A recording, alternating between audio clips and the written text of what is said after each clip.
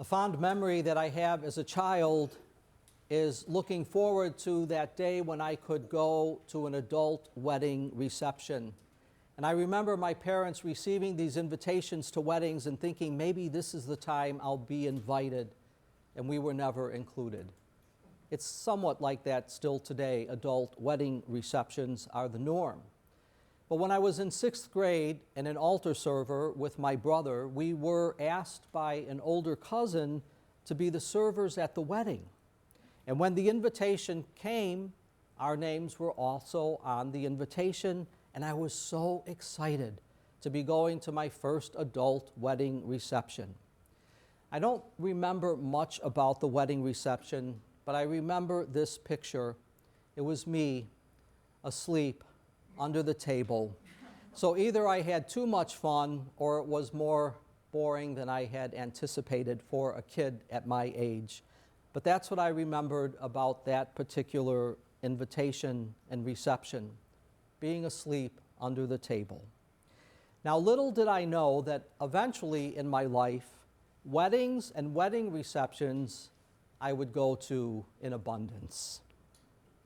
So I couldn't help but to think of this story as I heard the parable in today's gospel about the royal wedding feast.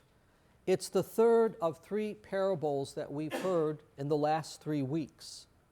And the parable is clearly addressed to the priests and elders at the time of Jesus. Keep in mind that the image of the king held power over life and death. And an invitation, as we hear in this passage, meant expectations needed to be met, and there were also consequences to those who were invited. And so we hear that many are invited, but actually few are chosen. The story reminds us God's call to people to be part of God's family. God desires us to come to Him. And after those who initially refuse, the king sends out the servants with the instruction, invite anyone that you come across. Invite anyone that you find. And the point is this: the invitation of God isn't for a select few, but it's for all people. Now, we, as those who have accepted the invitation to the banquet, are challenged to remember what is our responsibility to saying yes to this invitation.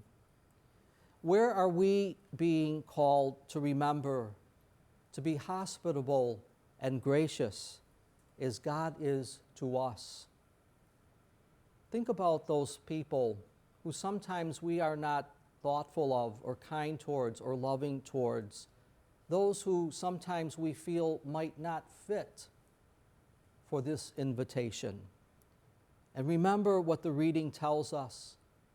This invitation to the banquet is not reserved for a select few, but it's for all people.